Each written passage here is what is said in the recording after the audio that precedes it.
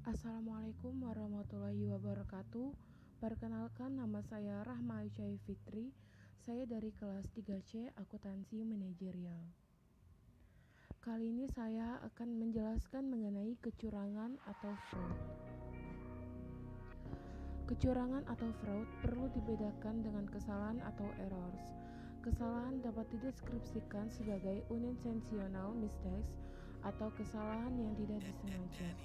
Kesalahan dapat terjadi pada setiap tahapan dalam pengelolaan transaksi terjadinya transaksi, dokumentasi, pencatatan dari ayat-ayat jurnal, pencatatan debit kredit, pengikhtisaran proses dan hasil laporan keuangan.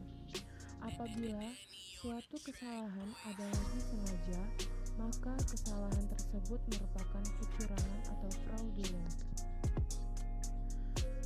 Kecurangan merupakan suatu perbuatan yang bertentangan dengan kebenaran yang dibuat dengan sengaja dengan tujuan untuk memperoleh sesuatu yang bukan merupakan hak pelakunya. The Institute of Internal Auditors dalam Statement of Internal Auditing Standard nomor 3 Mei 1985 mendefinisikan kecurangan sebagai kecurangan yang didesain untuk memberi manfaat kepada organisasi, umumnya menghasilkan manfaat tersebut dengan mengeksploitasi sesuatu keuntungan yang tidak wajar atau tidak jujur yang mungkin dapat menipu pihak luar. Unsur-unsur kecurangan harus terdapat penyajian yang keliru dari suatu masa lampau atau sekarang. Faktanya material, dilakukan secara sengaja atau tanpa perhitungan dengan maksud untuk menyebabkan suatu pihak bereaksi. Pihak yang terluka harus bereaksi terhadap kekeliruan penyajian mengakibatkan kerugian. Penyebab terjadinya kecurangan dalam PSA 70 SA 316 terdapat 3 kondisi yang menyebabkan kecurangan. 1. Insentif atau tekanan. 2. Kesempatan. 3. Sikap atau rasionalisasi. Giselle Venables dan Chloe Implay dalam buku Internal Audit 1988 halaman 424 mengemukakan kecurangan terjadi karena 1. Penyebab utama. Pertama, penyembunyian atau concealment. 2. Kesempatan atau peluang. 3. Motivasi. 4. Daya tarik. 5. Keberhasilan. Kedua, penyebab sekunder. Kurangnya pengendalian hubungan antara pemberi kerja atau pekerja yang jelek. Pembalasan dendam, tantangan. Siapakah yang melakukan kecurangan? Kadangkala pelaku kecurangan adalah orang yang dalam keadaan biasa dianggap tidak mungkin melakukan kecurangan. Dalam perusahaan, makin tinggi posisi pelaku kecurangan, makin besar pula kerugian yang diakibatkan. Beberapa jenis orang yang telah melakukan kecurangan adalah presiden direktur, wakil presiden direktur, pejabat bagian pinjaman, kasir, akuntan, analis sistem, pemeriksa, operator komputer. Bentuk-bentuk kecurangan. Kecurangan yang merugikan perusahaan, kecurangan yang menguntungkan perusahaan, pencurian aktiva atau kekayaan selain daripada uang tunai, pencurian uang dengan jalan tidak mempertanggungjawabkan sebagai penerimaan uang, pencurian uang dengan jalan melakukan pengeluaran yang tidak sah. Manajemen fraud merupakan kecurangan yang dilakukan oleh karyawan menengah ke atas atau lebih dikenal dengan sebutan white collar crime. Kecurangan manajemen dapat dibagi menjadi 2 yaitu kecurangan jabatan dan kecurangan korupsi. Gejala manajemen fraud.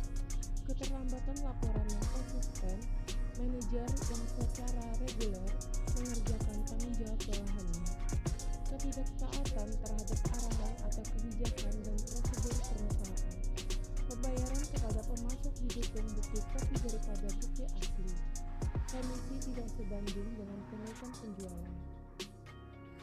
Employee fraud. Kecurangan karyawan biasanya melibatkan karyawan bawahan. Kecurangan karyawan biasanya melibatkan perpindahan aset dari pemberi kerja. Contoh, pencurian dalam bentuk kas dan barang, menaikkan pembayaran perusahaan untuk menutupi item yang dipesan untuk penggunaan pribadi karyawan. Gejala atau sinyal kecurangan karyawan. Yang pertama, laba yang dilaporkan tidak meningkat sesuai dengan harapan. Yang kedua, penyimpangan dalam barang jadi, bahan baku atau suplai. Yang ketiga, peningkatan jumlah biaya operasi yang tidak dapat dijelaskan. Komputer fraud. Kecurangan dapat juga terjadi pada perusahaan yang menggunakan sistem komputerisasi. Ada beberapa cara untuk melakukan kecurangan. Menyalahgunakan komputer atau mencuri sumber daya komputer. Memanipulasi data masukan atau dengan sengaja memasukkan data yang tidak benar. Mengubah atau menyalin catatan dasar data. Jenis kecurangan dalam lingkungan akuntansi. Yang pertama, kecurangan korporasi, yaitu merupakan kecurangan yang dilakukan untuk atau terhadap suatu perusahaan. Tujuan kecurangan untuk memuaskan kebutuhan ekonomi jangka pendek. Kecurangan korporasi biasanya dilakukan oleh pejabat, eksekutif atau manajer pusat laba, dan perusahaan publik. Yang kedua, kecurangan pelaporan keuangan merupakan penyajian laporan yang merusak integritas informasi keuangan dan dapat mempengaruhi berbagai korban seperti pemilik, kreditur, karyawan, auditor, dan bahkan kompetitor. Contoh dari kecurangan pelaporan keuangan yaitu memanipulasi. Tanda-tanda kecurangan. Yang pertama, pencatatan yang sengaja dirumitkan. Yang kedua, penyelesaian yang tidak lazim menjelang atau pada tanggal neraca. Yang ketiga, perusahaan dalam keadaan kesulitan keuangan. Yang keempat, terdapat banyak koreksi dalam pembukuan. Yang kelima, pembatasan yang diberikan pada auditor oleh karyawan. Yang keenam, penyampaian SPT yang tidak didasarkan pada angka audit. Pencegahan kecurangan. Yang pertama, memberikan insentif yang memadai. Yang kedua, penyederhanaan struktur organisasi. Yang ketiga, adanya internal check antara beberapa bagian yang berhubungan dengan memperhatikan pemisahan fungsi. Yang keempat, supervisi dan pengawasan yang cukup. Yang kelima, tersedianya catatan atau dokumen yang memadai. Sekian dari saya, mohon maaf jika ada kesalahan. Wassalamualaikum warahmatullahi wabarakatuh. Terima kasih.